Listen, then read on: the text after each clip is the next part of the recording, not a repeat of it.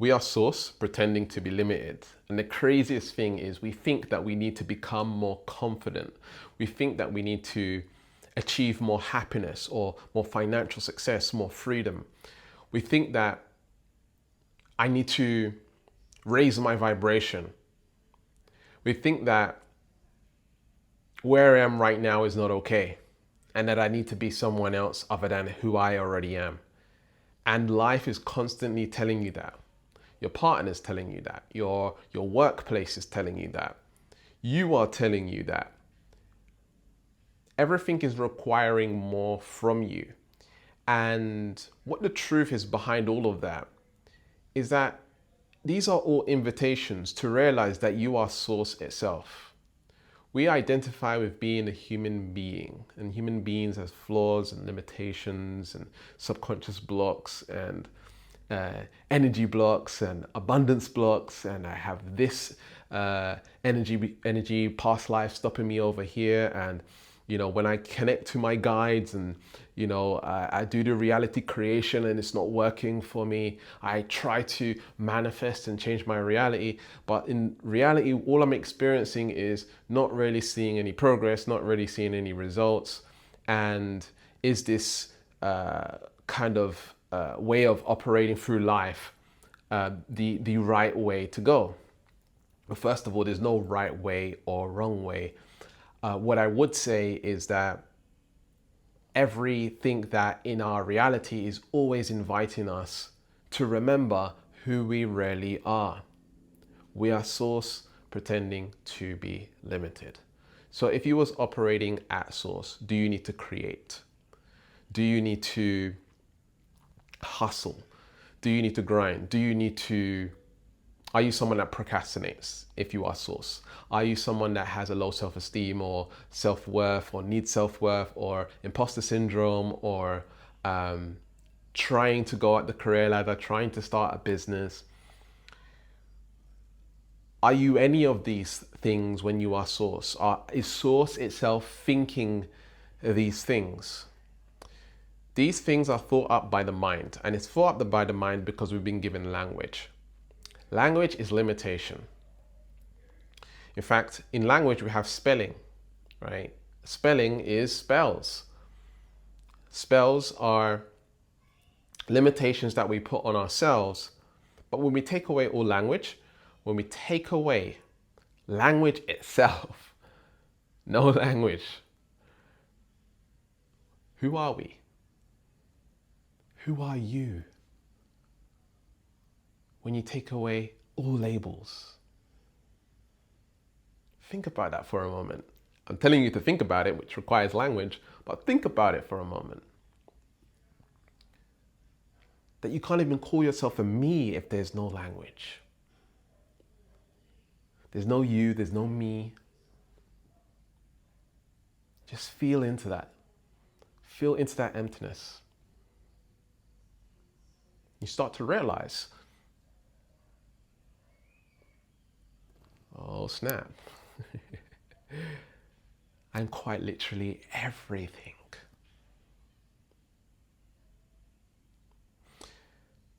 And here's where it gets tricky, right? From watching my videos, from understanding that you are source and presence, at the same time, even that is wrong. Even that is an interpretation. There's layers to remembering that you are source. And it's like having an optical illusion. I actually got this from my fiance. And when there's an optical illusion, I remember years ago, when I was very young, my mum got this like optical illusion, and it was like these like patterns. It was like loads of faces, right? And there was a face, like a bigger face within the loads of faces. And it wasn't an easy optical illusion. Sometimes it can take months, even years for people to see this particular illusion. And for me, being young, I'll try to ask my mum what that optical illusion was, and maybe she will remember. But for me, as a child, I never saw it. I think I got a glimpse of it, but I never actually saw it. I never saw the truth behind this particular optical illusion. And what we have to realize as you're watching this video is you don't want to say that you know. You don't want to say that, oh, I understand this. Because that again is stepping back into the mind. That again is stepping back into the narrative and the limitation. You can't know, right? Your brain cannot interpret all that you are. However, you can start to embody it and experience it.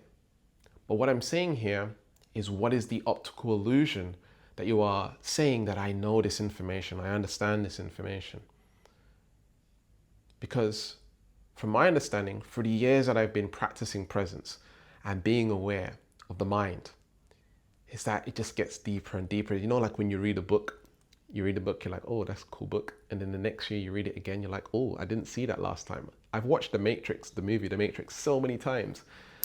And it is such a deep movie. Most people don't even realize that Neo is Christ in the movie and Trinity is Mary. Like, most people don't even realize Morpheus is, I forgot what Morpheus is. He's one of the characters from the Bible. And we don't even realize this stuff, right? And it's like, now that I'm telling you, when you watch it back, you're going to see what I'm talking about, right? And Neo, right, spelled, if you change the words, it's one, right? The one, right? But it's hidden, right? So there is so many hidden messages within, especially number one, so many hidden messages inside of this movie. And as we raise our level of consciousness, as we become more aware and more present, we're no longer a battery for the system. We're no longer a cog in the wheel. You're taking back your sovereignty, your true power, and not allowing suffering of world to affect who you really are. And as you begin to walk through that space in presence, the energy that you bring to the world is extremely powerful.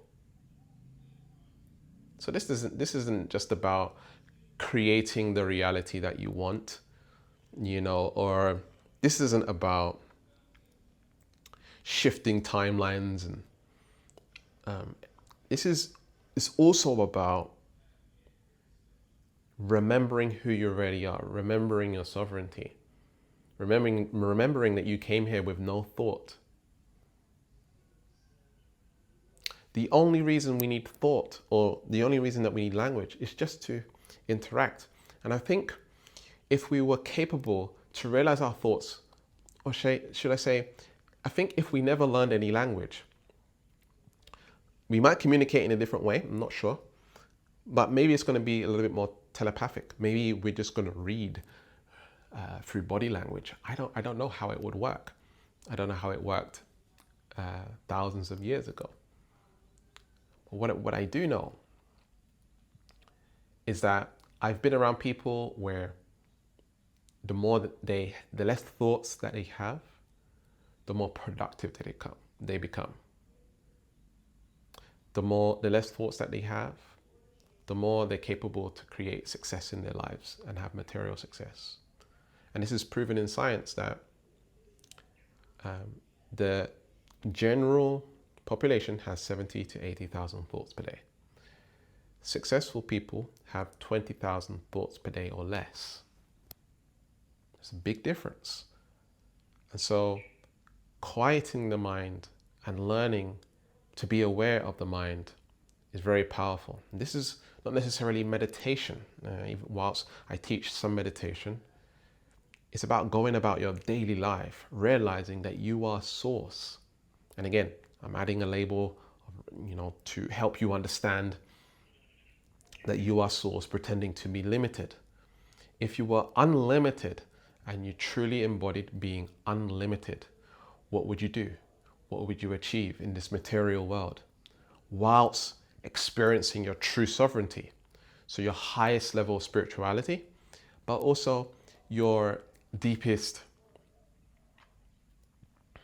I want to say creation, your deepest truth being experienced, whether that's having money and freedom to do what you want when you want, being able to quit your job, being able to get that raise that you want, being able to navigate relationships much easier, much more calm in a peaceful place, navigating your family, and recognizing that there's no out there, right? It's all happening within a feeling place in here. So we have these feelings that are running through our body, but a lot of our feelings are running through our body based on interpretation and what we've learned from this world. Because as a child, if there's a snake in the room, mummy's going to have a face that's like, whoa, screaming, oh no, right? And then baby knows that when there's a snake, I know this is a strange example, right? When there's a snake, I need to react in that way too. But if mummy, or daddy, reacts in a confident way, oh wow, there's a snake, wow, get excited, right? From a very early age, then you're taught that, snake is fine, it's totally normal and natural for the snake to be there. We're only afraid of the snake because we've been taught to be afraid of the snake. We're only born with a few fears. The fear of falling, the fear of loud noises. And then I think we develop the fear of pain. And we develop the fear of emotional pain. Or fear of emotions themselves. Because that's all we're genuinely afraid of when it comes to imposter syndrome or self-doubt or procrastination. All of these things are feelings within your body.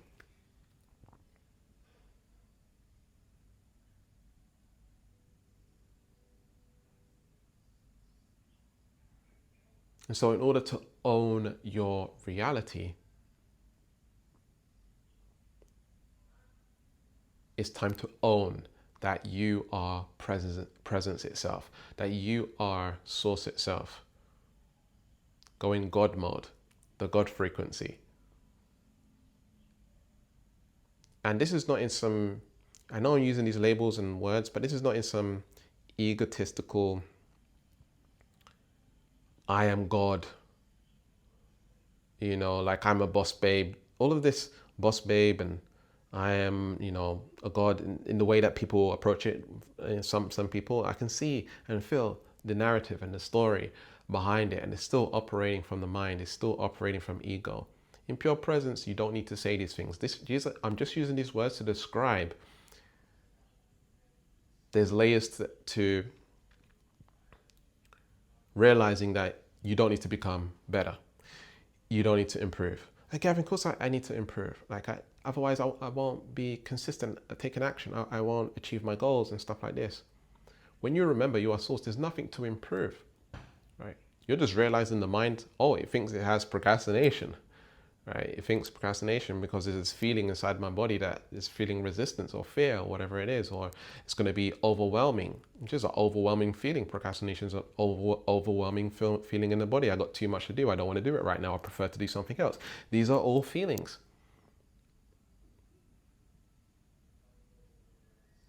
Maybe the body's not ready to go through the pain of the work that needs to go into what you need to do in order to take action on what you need to take action on. Does that make sense? But it's all a feeling.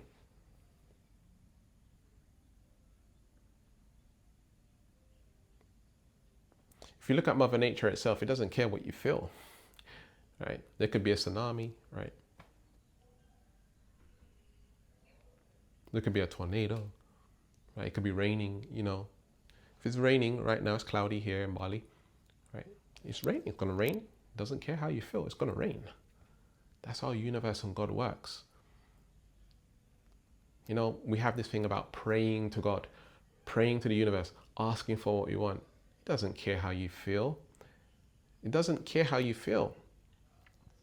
Oh yeah, but Gavin, the law of attraction, manifestation tells you to be a high vibrational frequency. What is the highest vibrational frequency? Because it doesn't come from thought. It comes from, what I've learned is that it comes from no thought at all, right? No thought is the highest frequency. As soon as you think a thought, it's already lower vibrational than enlightenment, because enlightenment is not a thought, right? And so how can we go to that space, remembering that you are source and you are not limited? And I'm not going to say, we're not trying to become non-caring, right? As humans, we have a heart. We can see that we feel things and we experience things, right? And God is more neutral, right? God is more, if the animal's eating the other animal, it just is, right? God's not trying to stop that from happening. And it's our suffering where we have attachment to bad things happening in the world because we think it should be different, right? And we think it should be different because we have thought. However, if everybody were operating on pure consciousness or enlightenment, there would be no problems in the world because we're not operating from thought. Does that make sense? And so it's our duty to really practice this. So we start creating, a movement here, a movement in realizing who we really are. And again, not from this egocentric, I'm gonna dominate the world kind of positioning, because again, that's back in the mind. God is not trying to dominate, right? He's just creating, right? And even me saying creating is lowering what God does or universe does. Does that make sense? And so I quit. Drop everything and realize who you really are. What would you do? Who would you be? What would you become? What would emerge from you? If you would like to continue this journey with me, join the Own Your Reality School in the description. I can't wait to see you there. We're going to be transforming people's lives and it's going to be extremely powerful. I can't wait to have you. Speak to you soon. Peace.